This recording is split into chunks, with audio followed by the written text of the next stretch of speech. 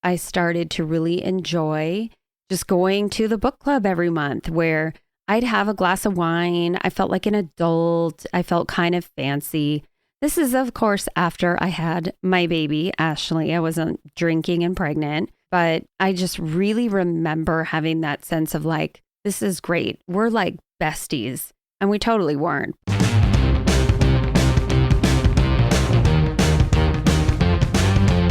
Welcome to Amy Liz Harrison's podcast, Eternally Amy, a mum of 8's journey from jail to joy.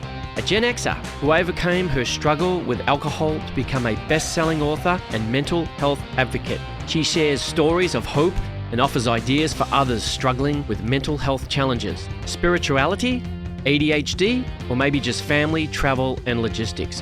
One thing is for sure, you'll leave with something to chew on. And now, here's your host, Amy Liz Harrison, with your mystery meat sandwich. I look morning to night. I am never done with looking.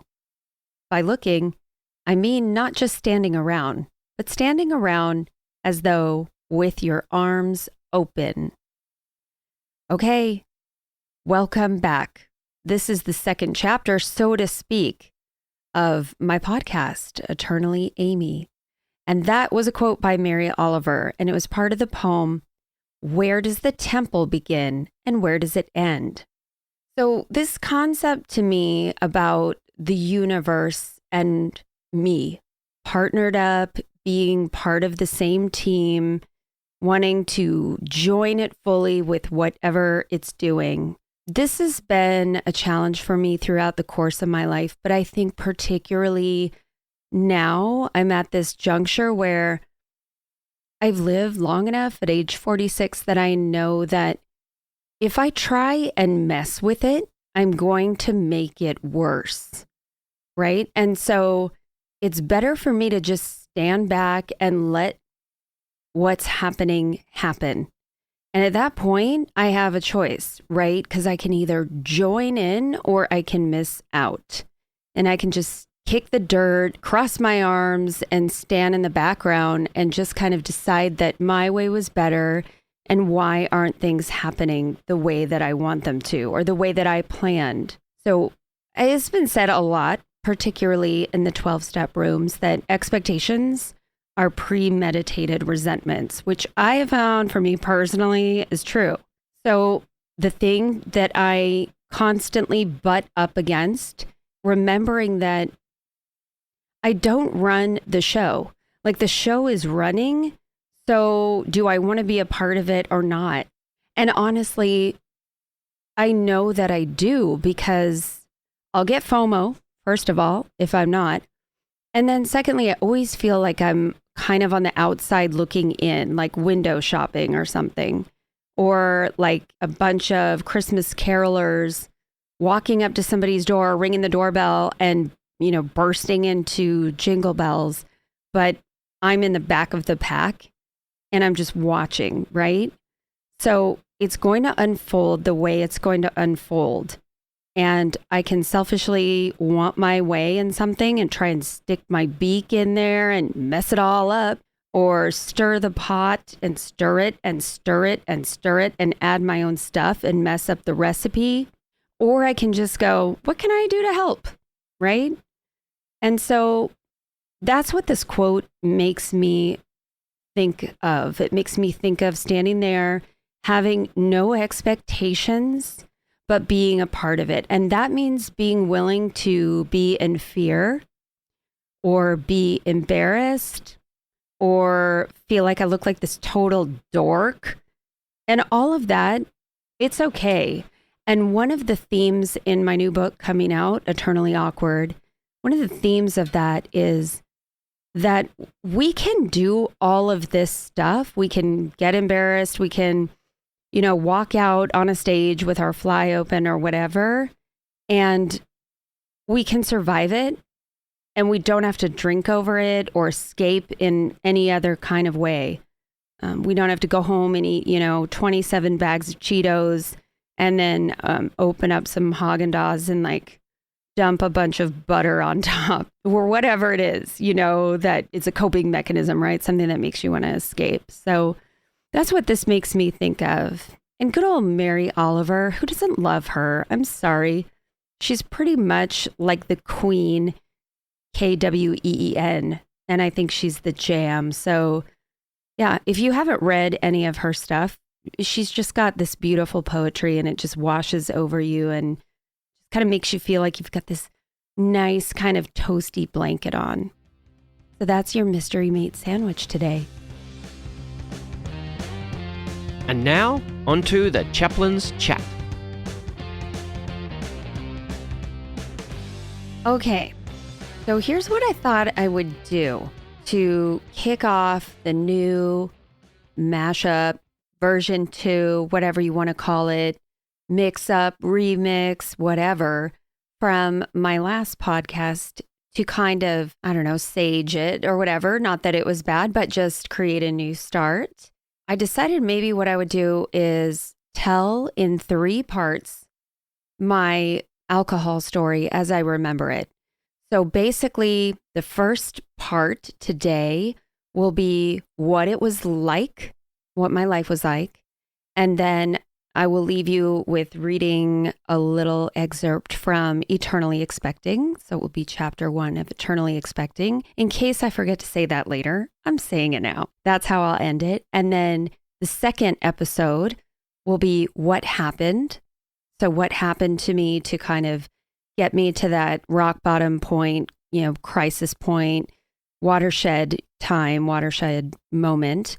And then the third episode will be what it's like now, what my life is like today, and how sobriety and recovery has changed my life, and how my viewpoints on recovery and sobriety have changed over time, and what I'm up to, basically. So thought I'd give a little, time capsule of all of that, because my life I kind of think of it now as before and after.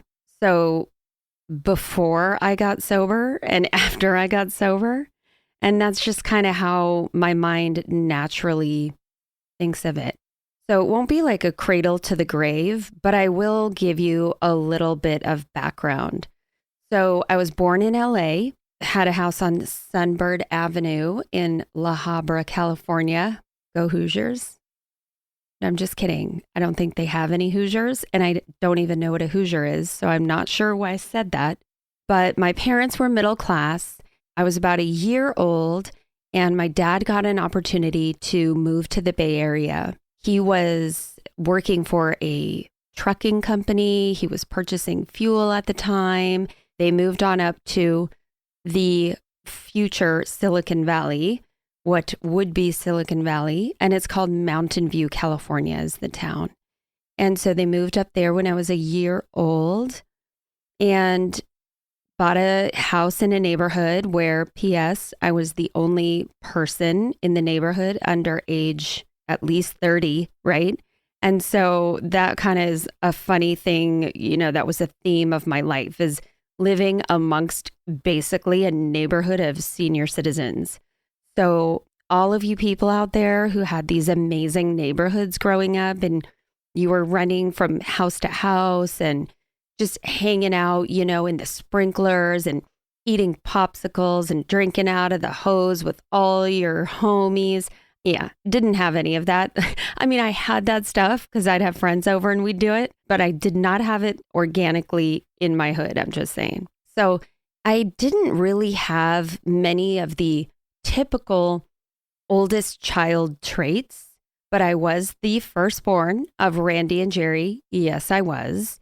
And basically, I just kind of felt this weird inner, I'm not going to say turmoil. That feels pretty, I don't know, it feels pretty dark. I had an inner concern, maybe I should say, that I wasn't like everybody else, and not in a good way. Not in a like, I am amazing and I'm bohemian or whatever. I just kind of felt like, I don't know, maybe God had left some insulation out when he made me. I just felt a little bit like overly sensitive and a little bit like everybody else had life figured out. And I was not that person, that I was kind of outside going, where'd you guys get that manual? Because I don't have one, or I'm missing a page. So we spent a lot of time at church growing up. Basically, we were the ones who were there on Wednesday night and 2 services on Sunday and the pie social on Sunday night and all of that. And here's what I remember as an overarching principle about church is that I just remember loving that feeling of being connected to other people and feeling a part of wearing the members only jacket and all of that. I remember loving the fact that we would roll up in the station wagon on a Sunday morning and, the people who were flagging us, down into the parking lot from Magdalena Avenue were people that we saw every week and just had that real sense of, yeah, this is a family. This is a team. I belong here. We're here because we're a part of things. I share that because that's going to be sort of a running thread throughout my entire story, because it's a running thread throughout my life, is looking for a connection and wanting to be attached to others and wanting to have that sense of spirited camaraderie. So I spent a lot of time at church, and then as life went along and, youth group and all of that, many good memories from camps. And if you were a Christian evangelical in the 80s and 90s, DC Talk was kind of like the top of my list, and then Jars of Clay. And prior to all that, probably, and we're talking musical groups, P.S., if you don't know what those are, there was another band called Petra that I remember. And then there were kind of some solo artists like Stephen Curtis Chapman and Amy Grant and Michael W. Smith. And so anyway, I was all up in that biz, right? Like I remember going to the gospel bookstore and wanting to spend my money on getting those tapes and CDs and just, feeling like that was just, I'd arrived, man, that was the jam. But that came a little bit later. I'm getting ahead of myself. So my family growing up, one thing I want to say is that my parents, I love them. I cannot imagine really what it was like for them to navigate life without a lot of information. The only information, of course, that they had access to back then was the nightly news, right? And like newspapers and all of that. And in some ways it was simpler times, and in other ways it was more complicated times. My mom was a nurse, and she had been a nurse back, in LA when I was born, and then took a hiatus from that career to stay at home and have kids. So my brother was born when I was 6. I have one brother, name is Scott. Hi, Wheezy. Anyway, I loved being a big sister. I loved the inside jokes that my brother and I created. Once again, having that feeling of, hey, we're on a team together. And he and I used to make crazy videos, and we used to just have a blast together and laugh all the time and make up games. And I had a really good childhood, a solid childhood. Was it perfect? No. Was anyone's perfect? I don't think so. Is there such thing as perfection? I don't know about that anymore. So I don't know. But, I know that my parents, they did an amazing job, especially because, there are generations and generations of, things that come up in people's lives, tragic circumstances that come up in people's lives. And I remember just not feeling the effects of any of that my parents had done a really good job in keeping their own emotional journeys private, I guess, and knew some stuff, but nothing ever sticks out in my mind at this juncture as being a really, I guess I want to say, a poignant kind of rift in my life. I just very much remember them doing the best they could with the tools that they have. And now as a parent of 8, I'm impressed by that. So we go into high school. again, still kind of feel like I'm not a part of things, was never the popular kid, was never invited to those kind of parties, was never the person to, be on the homecoming court or whatever, I guess. And I just really had a hard time finding my place and finding my buddies. Eventually, I did find them, of course, in the choir sect of Mountain View High School.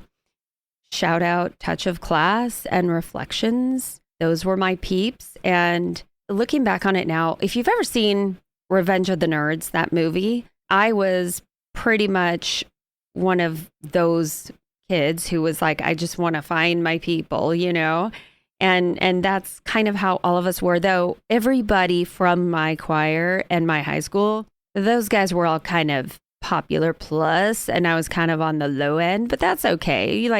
I could associate with them and they embraced me still, and I appreciated that. It's that common interest, again, that common ground and that shared experience that brings people together. At least it did in my experience. So then I went off to college.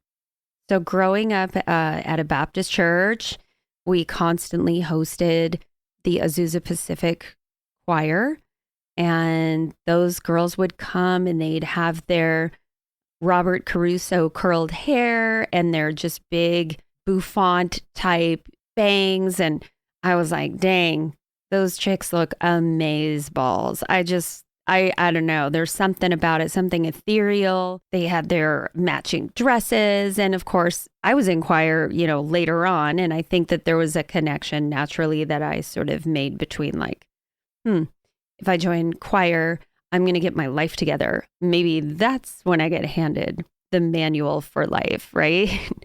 Maybe it's when I'm in those dresses and having my Robert Caruso hair curlers in. Maybe that's when.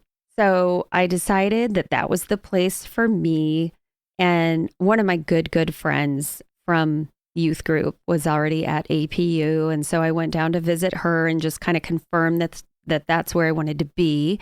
Because in those days, at my church anyway, it was pretty much Biola or APU. Those are the two kind of schools where you went. And there was a handful of folks who ended up at Point Loma in San Diego. But, it's just funny how these things happen. You get into these grooves that are like geographical and demographical, just kind of norms for the crowds that you're circling with. And so I was going to go to Biola. In fact, I had my roommate, I had all the stuff. And then at the last minute, when I visited that friend of mine who went to APU, I just thought, I think I want to go here. I just liked the vibe. I liked meeting everybody. People were super personable. And that's what I wanted. I wanted to be a part of. And so went to college, barely graduated. And I don't mean that to be like, oh, I just screwed around and partied all the time. But basically, by the time I figured out what I wanted to major in, I was kind of punching the clock. So I was a communication studies major. And when they, I guess, somehow decided, it is January of 1998 and you're supposed to graduate, here in June or whatever, we went to find your file. We couldn't find it because it had floated through so many different departments because I couldn't pick a major. And they finally found it in the art department. So that was interesting. I did take ceramics and I got a D in that, but it was fun. And so anyway, after all of that, I decided, you know what, I could stay here in LA, which I was plugged into a church. I felt like I had a solid foundation of friends, but I was like, man, I don't know. I'm going to go broke pretty quick. I was working for campus safety at the time. Many of you know this. Feel free to laugh. That's fine. It is funny to me as well. And yes, I looked like a mall cop, but we didn't have a Segway, unfortunately. But we did have a Caprice, which is amazing and so much fun to drive. It's like a living room on wheels. So anyway, I went back home. And a lot of my friends had met their husband-to-be at college and they had received their MRS degree, but I hadn't. And trust me, I would have done that if I could have controlled it, but I just did not meet the right person. I met some potentials, and every boyfriend I had, that's its own sob story. But again, looking for that sense of belonging. And I just didn't feel that with anybody I dated. And so got home, and I had met Andrew, my husband, on spring break when I had been home a few weeks earlier. And I had felt a connection with him. I met him at a bagel store officially, although he had been at church like that morning and I had seen him. And he was still at my church when I came back after graduation from APU. And so I saw him at youth group. I think I asked somebody else for his phone number, but at any rate, I called him up and I asked him out on a date. And so we went to Hobie's at the Oaks, which is an amazing place to see and be seen. It's right across from De Anza College, Cupertino, the thriving metropolis of Cupertino, which is where Apple's at. Okay, I'm not trying to like throw shade on it, but it's just funny to me because, when you grow up somewhere with all these weird, these places and suburbs are just kind of like, I don't know, it just sounds funny to me personally. But we went to Hobie's. I talked his ear off, and I think he was a little bit scared of me. But clearly that isn't the end of the story because we are married today and still married and have been for almost 25 years. So that's exciting. But yeah, I just felt comfortable with him. I just felt that feeling of acceptance. And I don't know. I mean, the rest is history, right? How does it all happen for everybody, right? You eventually just find the one who loves and supports you and just accepts you for who you are, warts and all. And so I definitely felt that. I felt that right away from him. And so, yeah, it wasn't a hard stretch to tell myself, yeah, I think this is the one for you. You guys are going to, yeah, talking to myself like in the third person, Amy, you're going to marry him. And so that happened in November 1998. Married Andrew, and we had a glass of champagne at our wedding. Now, prior to this, I hadn't really had any drinking career or experience. I did have the occasional Bartles and James fuzzy navel in college when we'd go on our campus safety work party type deals. But really, drinking was not a part of my life at all. As I mentioned, I wasn't invited to those kind of parties when I was in high school. And my parents growing up, they had, some boxed wine in the fridge in the garage. They had the jug of Carlo Rossi out there that they'd bring to my neighbor's house. But really, it wasn't a thing to me either way. I did kind of think it was evil because that was my upbringing from church. And I'm not trying to throw shade on church either. It's just that was what I gained from what I was taught. And I'm pretty sure a lot of my friends and buddies got that same impression that alcohol was not or frowned upon, basically. It was not a thing. And so fast forward to our wedding, I have a glass of champagne, but I'm like high on life, man. At this point, I'm like, this is the best. Like I'm marrying this Australian guy. I've known him for like 5 months. How cool am I? I remember thinking this. You guys, like seriously. And I remember after the ceremony going through the McDonald's drive-through and we're still in our wedding dress and tuxedo and then got like cheeseburgers and headed off to the San Francisco Fairmont. And we spent our honeymoon in Australia down under. And it was terrible. It was a really bad honeymoon. We like fought the whole time and we just very much were in this like jet lagged haze of like Andrew's mom handing us this, massive itinerary of things that we were going to be doing, appearances we were going to be making and, picking up his grandma and driving her like 4 hours to somewhere else and all kinds of stuff. And you know what? It was an opportunity for her to celebrate the marriage of her firstborn son. And that's the deal. It was exciting for her. And I just couldn't, I was just selfishly kind of like, this is my honeymoon. What are we doing?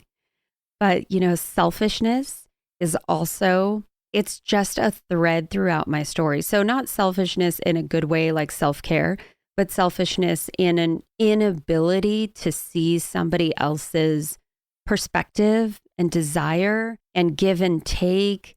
I just really kind of thought that my way of thinking or my plans were right. I thought they were right. And I didn't realize that until much later. So much so that when given a set aside prayer, so this is like a little asterisk, the set aside prayer is in the 12-step community. It goes like this: God, help me set aside everything I think I know about myself, my disease, these steps, and especially you. And I was like, what do you mean, what I think I know? Like, that didn't even register to me that possibly my thoughts and feelings were not factual, didn't even cross my mind. And so that was something I had to get over and get used to. But we returned from the honeymoon and life kind of started. I started teaching 10th grade English at a local high school. I loved it. It was my jam. I loved going to the basketball games. I loved going to all of the activities that the kids were doing. And it was just my thing. I loved making my classroom with the vibe that I wanted to have it. And I loved the connection I had with the students. And I wasn't that much older than them, so we thought the same things were funny, and we listened to a lot of the same music, and it was a great experience. And so Andrew and I plugged into the church fellowship group, and that was for like the young marrieds. And before you know it, we're pregnant, and the Bay Area was expensive AF. And I just find it ironic because now, living in the greater Puget Sound area, as they call it, it's super expensive here. So I'm just like, we can't get away from it. But, back then we couldn't really ever afford to probably upgrade from the house that we were living in, which was awesome. We had a great house. My parents helped us get into our first house in San Jose, and, we were living on love. But yeah, we moved up here to the Seattle area. And here's the deal. It was tough. I did not realize what they call the Seattle freeze was a thing. I didn't realize it was going to be so difficult to get to know people and build connections. But we moved into a neighborhood in a place called Sammamish, which back then was so not on the map. And then today it definitely is. But everybody in our neighborhood kind of knew each other from high school. And that was really a super odd feeling. And so we made our church home at a place called Overlake. Shout out Overlake, whoop whoop. And again, got into a new marrieds kind of group, Sunday school class, community group, whatever you want to call it, but all church based, right? Started to make some friends. Several of us were pregnant at the same time. And that was really kind of helpful to feel a part of things and kind of feel like I had some buddies. And I got invited by one of my neighbors to join her book club. Ironically, she was from Detroit, this lady, so she was also a transplant. So we didn't get invited with the, Bellevue High School graduates or anything that were living in our neighborhood. And I started to really enjoy just going to the book club every month where I'd have a glass of wine. I felt like an adult. I felt kind of fancy. This is, of course, after I had my baby, Ashley. I wasn't drinking and pregnant. But I just really remember having that sense of like, oh my gosh, we're all like, this is great. We're like besties. And we totally weren't. But it was a feeling of just, getting out of the daily grind of doing diapers and picking up Cheerios off the floor and what are we having for dinner, and kind of beating myself up for not getting to the play group on time or, being late. I mean, motherhood was just a totally different gig for me. Because, I was kind of all about my comfort all the time and was kind of feeling like now all of a sudden I was prepared to be this perfect mom and my baby was not cooperating. Let's just say that. And so instead of taking a step back and just chilling, about that and watching who this child was going to become, again, I was like, oh, well, I better make some plans and we better do a bunch of classes. But my point is that, again, I felt like, gosh, I have no idea what I'm doing.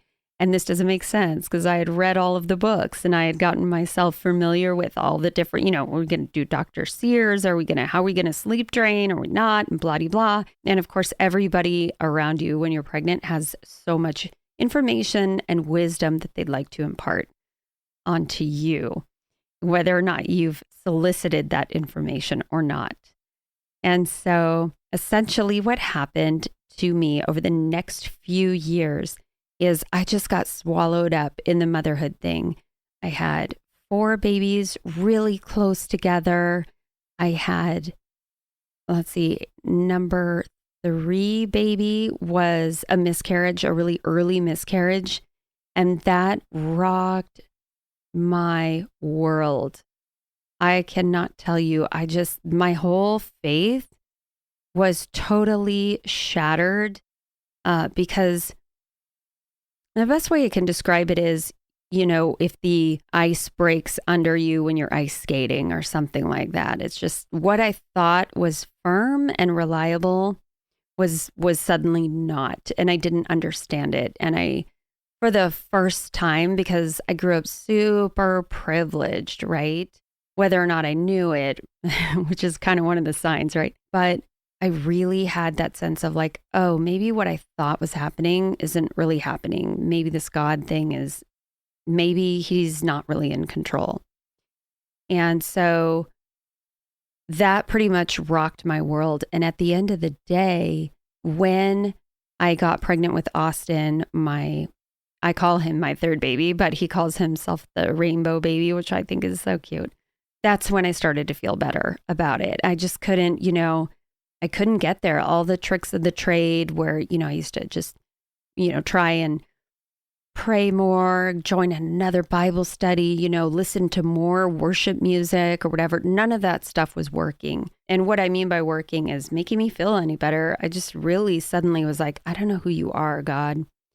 And so that was kind of a struggle in and of itself. But I started to realize that going to those book clubs at night, if I had like 2 glasses of wine, I felt much better. I got to escape the way I felt and I liked it. So then we moved into yet another neighborhood up in that same area. And this neighborhood was party time. And I had some wonderful neighbors who were very embracing. And every afternoon we'd be out just drinking in the cul-de-sac and hanging out and playing with the kids and bonding. And, I loved those neighbors. I still love those neighbors. I never see them, but they were just really quality people. And all of us were doing our own things, as happens as life goes on. So as I kind of wrap this up, I'm here to tell you that I started this real slow progression into drinking more and more and more. So I was having a good time with these neighbors, but I also noticed, man, this is what I've been missing, right? Is I just felt funny and I just felt witty and sharp when I was drinking. And that if, somebody insulted me or what I perceived was an insult, occurred, or that it just rolled right off my back. My mind wasn't going, 1,000 miles an hour. I just loved it. I just loved the effect that alcohol had on me. And I wanted more of it. I just wanted that feeling more often. And so over time, I'd start having a glass of wine at nap time and maybe a few glasses of wine before dinner. And it just progressed into a full-blown daily drinking lifestyle. And it got to the point where I had to start paying a lot of attention to. It became kind of a full-time job. Where were we going to have to go that night? Was I going to have to be kind of with it? Or would it be okay if I was half in the bag when we showed up to wherever it was that we were showing up? Meanwhile, my husband was off climbing the corporate ladder, building his career. And so I would be taken to his work events. And at least at that point in time, the aviation folks who we were hanging with, the crowds we were hanging with, they loved drinking and I loved drinking. And it was like this perfect fit. And, I remember all these different marketing trips and, going to places and getting, outfitted with all these different things like free snowsuit and buy, North Face and here's your bottle of Patron to go with it. And just all these different booze-fueled fests of various kinds. And I loved it. And I started to feel a little bit scared. And I thought, gosh, I like this so much, but it's starting to feel like I might not really be controlling my drinking. It may be controlling me a little bit. And so how I got around thinking that was I just thought, well, I can stop anytime I want to. I just don't want to. I never tried to stop, though, because I was afraid of failure. My mom would come up to kind of help out with the kids for a week here and there. And she and I would drink, and I felt totally comfortable drinking in front of my mom. And so we were drinking buddies, and it was just this kind of not great for me health-wise experience to be subjecting my kids to all that too, because that was the thing. It was like, okay, swimming lessons at 5:30 at night. Yeah, how am I going to do that? Because I'm drinking. And really, that becomes a really tiring existence. And I did get tired. I just eventually got tired, sick and tired of being tired. So I was starting to get hangovers. I would be driving my kids to school in the morning. I'd be like so nauseous, just not becoming of a mom, like all of these behaviors. I had a really good friend who she and I shared a locker at the gym.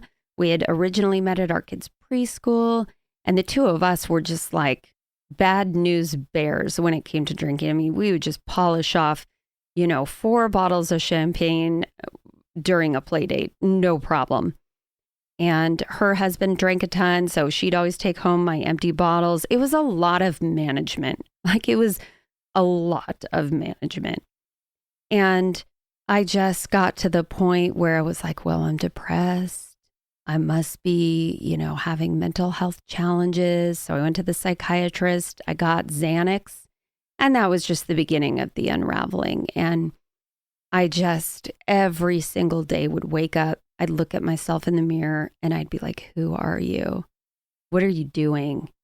Who have you become? This is all you've ever wanted, is to be married and have kids.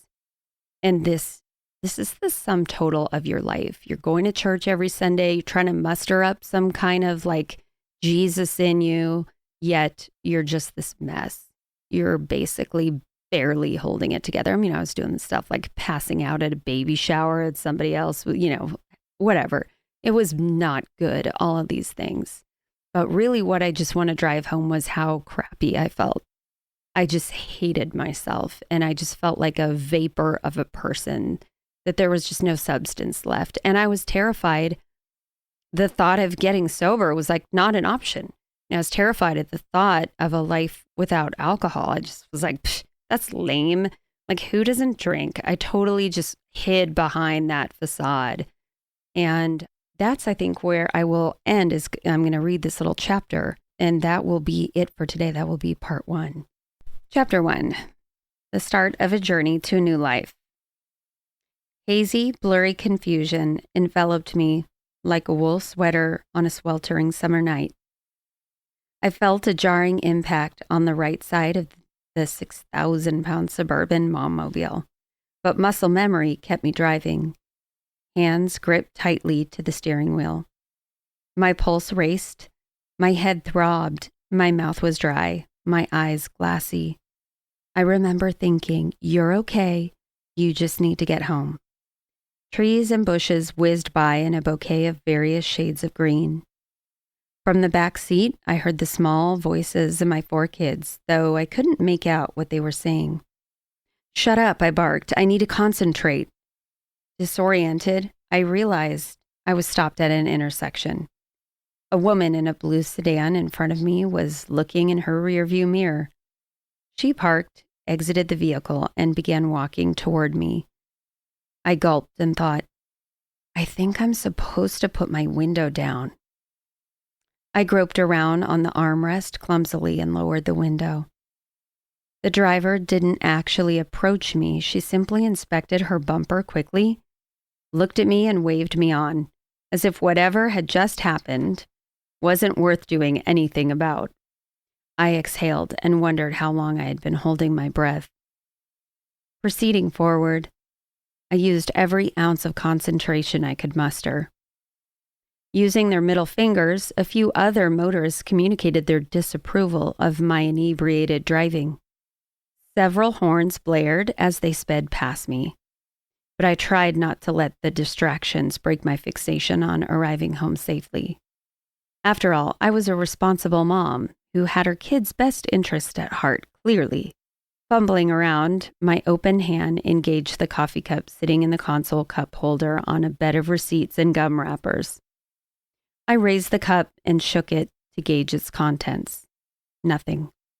I considered trying to reach behind me in an attempt to grab the plastic jug of cheap pop-off vodka rolling around on the floorboards beneath my children's tiny feet.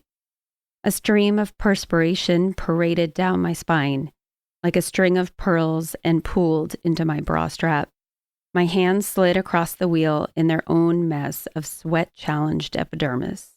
Through a foggy head, I began to get my bearings. I was on Gilchrist Avenue, the main artery through town. Minivans and SUVs were inching by me. I could just make out the profiles of shadowed drivers, some violently waving their hands, some holding their phones up. Why were they staring at me, I wondered. How rude. "I hate people," I said out loud. In the background of my thoughts, I could hear my kids anxiously talking in raised tones from the back seat. My youngest daughter choking out a muffled cry. My rearview mirror displayed a 4th of July-worthy display of red and blue lights flashing. Muddled as it was, my brain told my right foot to depress the brake pedal, which I did, with more force than I intended. Suddenly, I couldn't breathe. I needed air. Shakily, I pressed the button to lower the driver's window. My efforts to piece together what was occurring in real time were met with little success. Just then, a gust of wind rushed at me from the side, blowing my hair back. Discombobulated, it took a few seconds to discover I was staring at the silhouette of a backlit police officer. And that's that. That's the end of chapter 1.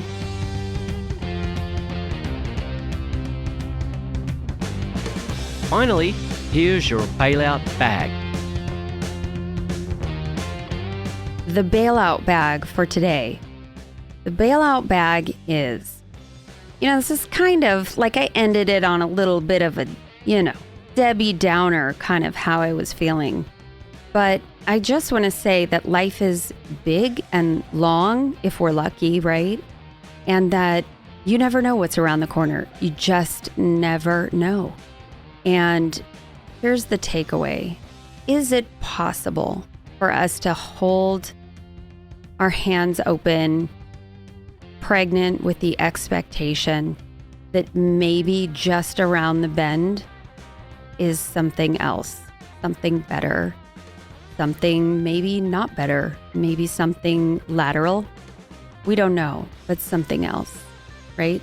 That's maybe one possibility. And another is, we never know, maybe the things that seem the worst for us could actually be the best things for us. Something to think about in the bailout bag. All right, that's it. Be kind, rewind. Thank you so much for listening to Eternally Amy. Amy Liz Harrison is a best-selling author, speaker, 12-step coach, meditation teacher, and recovery advocate. To find out more, please visit amylizharrison.com. Keep up with Amy on all platforms by following @AmyLizHarrison. Please subscribe and review this podcast. It means so much to us if you do.